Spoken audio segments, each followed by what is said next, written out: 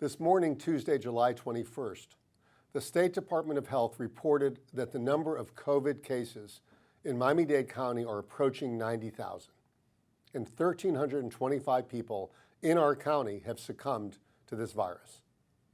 While we are still in the midst of a multi-week surge, some recent data points suggest that our latest efforts, namely the mask requirements and the curfew, are slightly slowing the rate of increase of the virus. So let's talk about the data points.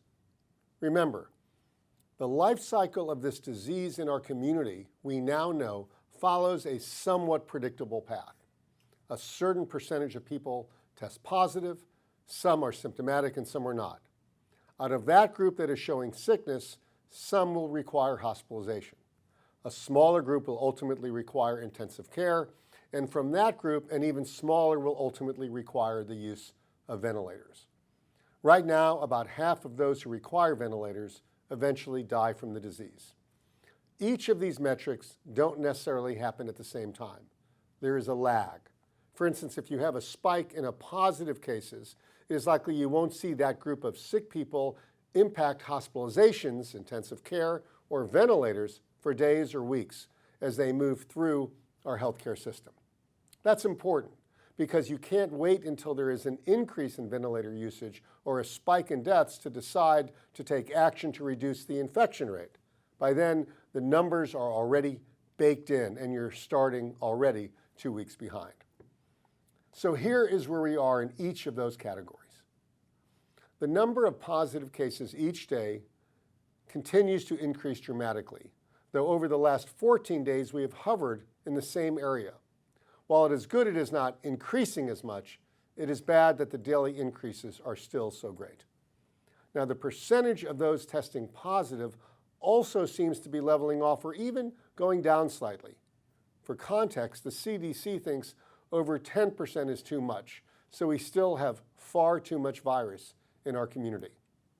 There has been a conflict between how the county and the state report percentages.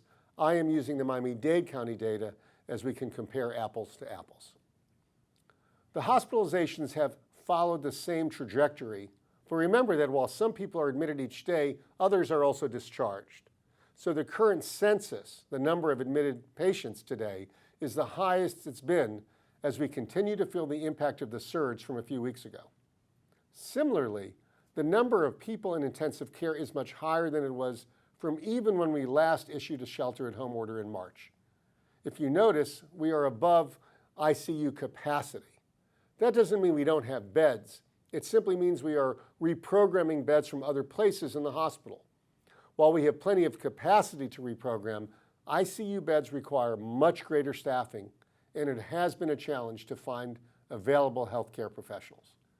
Finally, ventilators and death. It is miserable that we have over 300 people on ventilators. Many will not make it. That number is much higher than it has ever been and will likely grow even more as sick people continue to move through the system. This is the number of deaths per day in Miami-Dade. The orange are those who are above the age of 60 and the blue under 60. Now, don't think that the number is going down because there appears to be a decline over the last week or so of data. It takes that much time to assign a date of death, so those deaths are not yet displayed. In a week, you can expect today's number, for instance, to be much higher, perhaps 20 or even more. The data points are important because they inform decision-making, but they should never become just data points. They are each a person with families and loved ones who never expected to find themselves in this precarious moment in their lives. As we consider what to do next, a few final points. First, please do your part. Wear the mask, maintain physical distancing. Don't decide that you're younger or healthy and you won't be impacted should you get the virus. The truth is, you could be impacted as the virus has sent an increasing number of younger people to the hospital. And you could easily spread it to others who are not so fortunate and will end up as one of those data points themselves. Second, soon we will have to see whether our curfew, our mask order, and other measures like closures have been sufficient. I speak with other mayors throughout each day, and no one wants to shelter in place again, as it was incredibly destructive to our economy. But if we don't get our arms around this virus soon, at some point we may have to, even if for a limited period. When we have this much virus in the community, it is hard to protect clearly vulnerable populations. It's also hard to open the economy and our schools. So please do your part.